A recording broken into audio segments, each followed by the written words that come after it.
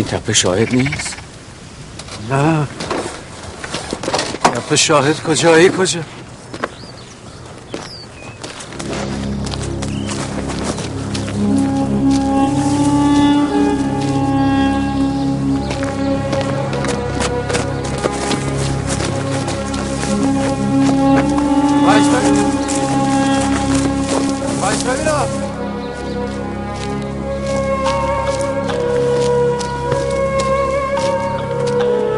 تپه شاهد مرتضی.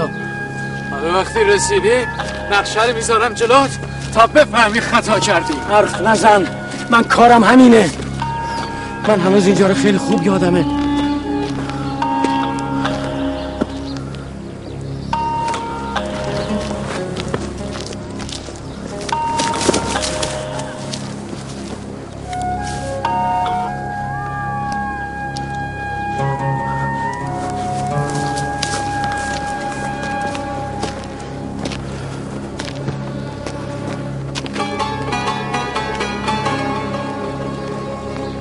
این تپه باستانی که میگن همین تپه شاهد مرتضی. مرتضی، جان مرتضی، من دروغ نکن. من خودم شد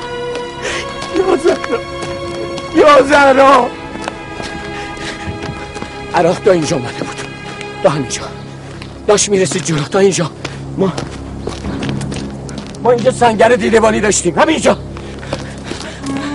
من به خاطر اون نامردا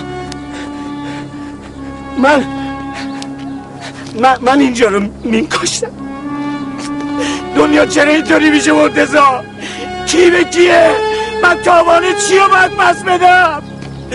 چینا حبیب کجا بود؟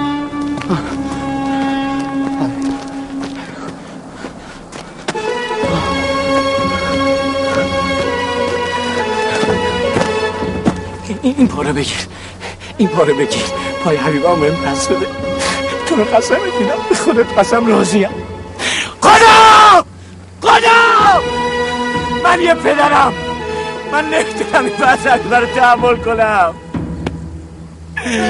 من جنگیدم نه اون، من اعتقاد داشتم نه اون. این پاره بگیر، پای حبیبم رو بهم پس بده. به خودت قسم راضیم.